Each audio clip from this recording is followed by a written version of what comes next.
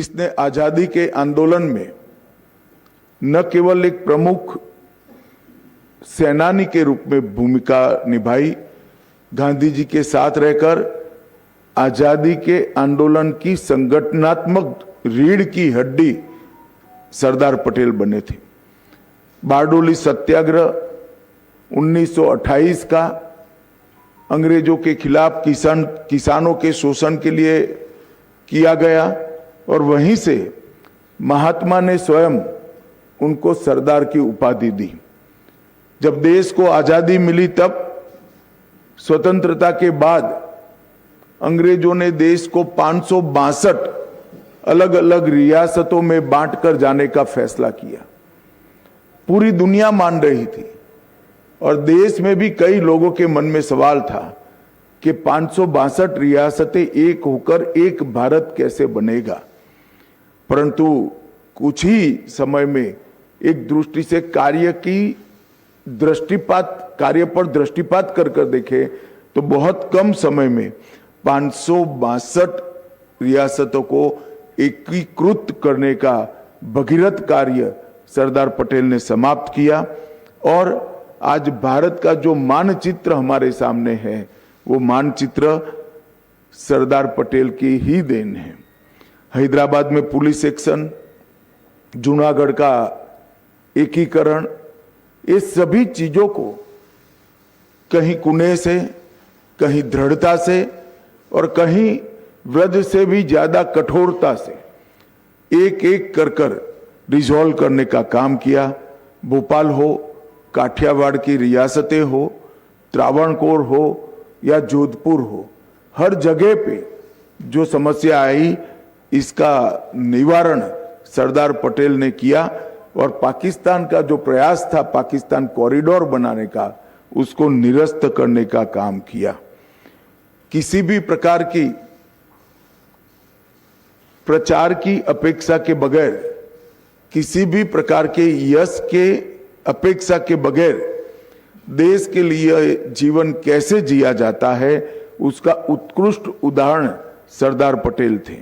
जब पूरा देश 15 अगस्त को तिरंगा फहराने में व्यस्त था तब सरदार पटेल कमांड रूम में नेवल ऑफिसरों के साथ एक ऑपरेशन मॉनिटर कर रहे थे, जिसके कारण ही आज लक्षद्वीप भारत का हिस्सा बना है और हमारी दक्षिणी सीमा बहुत मजबूत हुई है और उस ऑपरेशन के कारण ही लक्षद्वीप में तिरंगा फहराया गया। दुर्भाग्य की बात है कि आजादी के बाद सरदार पटेल के निधन के बाद सरदार पटेल को भुलाने में कांग्रेस पार्टी ने कोई कसर नहीं छोड़ी। सरदार जैसे महान व्यक्तित्व को भी भारत रत्न मिलने में 41 साल की देरी हुई और वो देरी केवल और केवल कांग्रेस के सरदार के प्रति एक विशिष्ट अभाव के कारण रही। सरदार पटेल जैसे महान व्यक्तित्व के लिए पूरे देश में ना कोई समाधि बनी, ना कोई उनका स्मारक बना।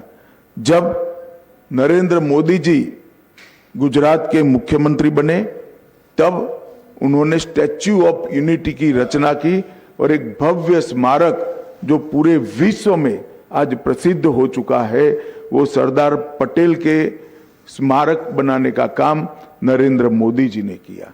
2013 में इसकी 31 अक्टूबर को आधारशिला रखी गई। 182 मीटर ऊंचा, स्टैच्यू ऑफ लिबर्टी से भी ऊंचा ये स्टैच्यू ऑफ यूनिटी 57 महीनों में पूरा किया गया और सरदार साहब का जीवन किसानों को समर्पित था। इसके बनाने में जो इस्पात का उपयोग हुआ, जो लोहे का उपयोग हुआ, देश भर के किसानों से लोहा एकत्रित किया गया, किसानों के औजारों को एकत्रित किया गया, इसको पिघलाकर लगभग 25,000 टन लोहे का उपयोग कर इस स्टैच्यू ऑफ यूनिटी को बनाया गया। 90,000 घन मीटर कंक्रीट और 1700 टन से अधिक कांसा का उपयोग कर एक अविस्मरणीय स्टैच्यू ऑफ यूनिटी बनाया गया है और आज स्टैच्यू ऑफ यूनिटी सरदार साहब को श्रद्धांजलि देने का, इनके प्रति श्रद्धा व्यक्त करने का एक प्रमुख पर्यटन स्थल बन चुका है। रोजाना लगभग 15,000 लोग स्टैच्यू ऑफ यूनिटी पर आते हैं। अब तक देश के 2.5 करोड़, देश और विदेश के 2.5 करोड़ लोगों ने स्टैच्यू ऑफ यूनिटी का विजिट किया है और एक प्रकार से भारत का एक इंजीनियरिंग मार्वेल के रूप में प्रस्तापित हुआ है। नरेंद्र मोदी जी ने इसके आसपास 14 प्रकार के अन्य पर्यटन आकर्षण खड़े कर पर्यटकों का एक प्रिय स्थल बनाया है। वहाँ वैली ऑफ फ्लावर भी है, एकता नगर टाउनशिप भी है, झील सर्किट है, लाइट एंड साउंड शो है, पटेल गार्डन भी बना है, एकता क्रूज नर्मदा की नदी में घूमकर एक नयन रम्य नजारा देखने का मौका भी है, बटरफ्लाई गार्डन है, जंगल सफारी है, एकता मॉल है, ग्लो टॉर्च व्यू पॉइंट है और नर्मदा तट पर एक प्रदर्शन की दीर्घा भी बनाई। एकता नगर का जो कार्यक्रम हो रहा है, सापुतारा और विंध्याचल की पर्वतमालाओं के बीच में एकता नगर स्थित है। वहीं पर कल सुबह प्रधानमंत्री जी 7:55 को परेड की सलामी लेंगे। ये राष्ट्रीय परेड में केंद्रीय सशस्त्र पुलिस बल, कई राज्यों के पुलिस बल कौशल, अनुशासन और वीरता का प्रदर्शन करेंगे। इस वर्ष परेड के अंदर सीआरपीएफ के 5 शौर्य चक्र विजेता और बीएसएफ के 16 वीरता पदक विजेता भी शामिल होंगे। परेड का नेतृत्व महिला पुलिस अधिकारियों द्वारा किया जाएगा और परेड में ढेर सारे सांस्कृतिक प्रदर्शन भी करने का आयोजन हुआ है। हर राज्य की पुलिस से, हर सीएपीएफ के जवान अपना सांस्कृतिक कौशल का भी परिचय कराएंगे। बीएसएफ का ऊंट दल और ऊंट सवार बैंड भी इसके अंदर शामिल होगा। गुजरात का घुड़सवार दस्ता शामिल होगा। आसाम पुलिस का मोटरसाइकिल डेयर डेविल शो भी इसके अंदर होगा और कश्मीर और पंजाब की पुलिस भी इसके अंदर हिस्सेदारी करेगी। एनएसजी, एनडीआरएफ, अंडमान निकोबार द्वीप समूह और पांडिचेरी भी अपनी अपनी झांकियां रखेंगे। जम्मू और कश्मीर पुलिस भी अपनी अपनी झांकी रखेगी। वायुसेना की सूर्य किरण टीम, उनका भव्य एयर शो इस परेड का शिखर बिंदु होने वाला है।